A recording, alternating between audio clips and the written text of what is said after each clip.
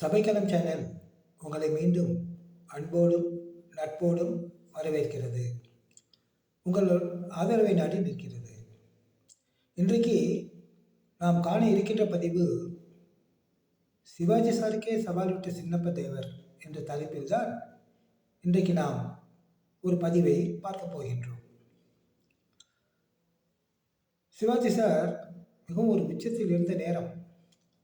அப்போது சின்னப்ப தேவர் முதல் ஒரு திரைப்படத்தை தயாரிக்கிறார். சிவாஜியை கதாநாயகனாக வைத்து தான் தயாரிக்கிறார். நன்றாக கவனித்துக் கொள்ளுங்கள்.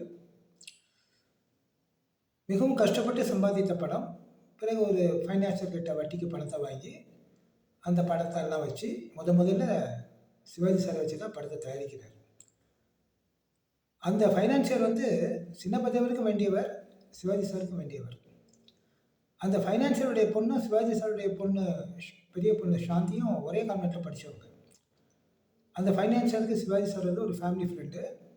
அடிக்கடி சிவாஜி சார் வீட்டுக்கு டின்னருக்கு போவார். அந்த ஃபைனான்சியர் வீட்டுக்கு சிவாஜி சார் ஃபேமிலியோடய டின்னருக்கு வருவார். அவ்வளோ ஒரு நல்ல பழக்கம் உள்ளவர். அப்பேற்பட்ட ஃபைனான்சியர் சின்னப்ப தேவருக்கும் மிகவும் வேண்டியவர். சின்னப்ப தேவருக்கும் முதல் படம் தயாரிக்க ஃபைனான்ஸ் பண்ணுறார். இப்படியெல்லாம் அந்த முதல் படம் தொடங்குகிறது. பாதி படம் முடிவடைகிறது. பாதி படம் வளர்ந்து முடித்தபின் சிவாஜி சார் சொல்கிறாரு, கதையை மாற்றுங்க, இந்த கதையில் எனக்கு உடன்பாடு இல்லை, அதனால் கதையை கொஞ்சம் மாற்றுங்க அப்படிங்கிறார். அதுக்கு சின்னப்ப தேவர் சொல்கிறாரு, நீங்கள் ஒத்துக்கிட்டு தான் சைன் பண்ணீங்க, பாதி படத்தை நான் முடிச்சுட்டேன், இனிமேல் நான் கதையை மாற்றுங்க அப்படின்னா நான் என்ன பண்ணுறது? இது வரைக்கும் நான் எடுத்த காட்சிகள்லாம் வீணாக போயிடும், அதனால் நான் கதையெல்லாம் மாற்ற முடியாது அப்படிங்கிறார். சிவாஜி சார் அமைதியாக இருக்கிறார். இந்த பிரச்சனை ஒரு பனிப்போராட்டம் போய்கிட்டே இருக்குது. ஏன்னா 2 பேத்துக்கும் வேண்டியவர் இல்லையா அந்த ஃபைனான்சியர். கடைசியில் அந்த ஃபைனான்சியர்கிட்ட போய் விஷயத்த சொல்கிறாரு. ஃபைனான்சியருக்கு அதுக்கு முன்னாடியே இந்த விஷயம் அப்படியே தெரிஞ்சு போயிடுது. சரி, சிவாஜி சார் நிறைய படம் ஆக்ட் பண்ணிட்டு இருக்காரு. பட்டு சின்னப்ப தேவருக்கு இது முதல் படம். இதை வைத்து தான் அவருடைய எதிர்காலமே இருக்குது. சரி, 2 பேரையும் கூப்பிட்டு ஒரு காம்ப்ரமைஸ் பண்ணிடலாம், ஏன் இந்த படம் தேவையில்லாமல் பாதியில் நிற்கணும்னு சொல்லிட்டு 2 பேரையும் வச்சு பேசுகிறாரு. அப்போ சிவாஜி சார் பிடிவாதமாக இருக்கார்.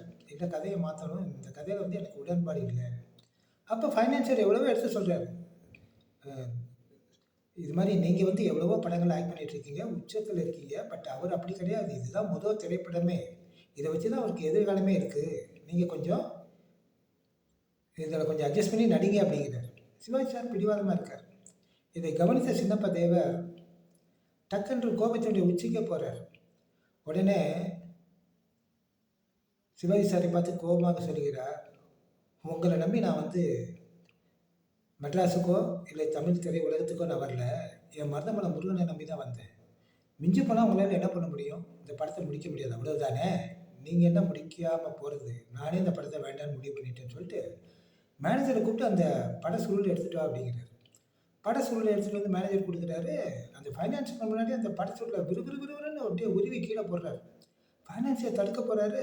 விடுங்க நீங்கள் அப்படி, மறுபடியும் நான் போய் கோயம்புத்தூரில் போய் மூட்டை தூக்கினாலும் தூக்குவேனே தவிர இவர்கிட்ட நான் பணிஞ்சு போக மாட்டேன் அப்படின்னு சொல்லிட்டு சிவாஜி சார் பக்கம் திரும்பி சொல்கிறாரு, கணேசா, நீ கல்ல, நான் தேவை, உங்கள்கிட்ட நான் பணிஞ்சு போகணும்னு மட்டும் எதிர்பார்க்காத.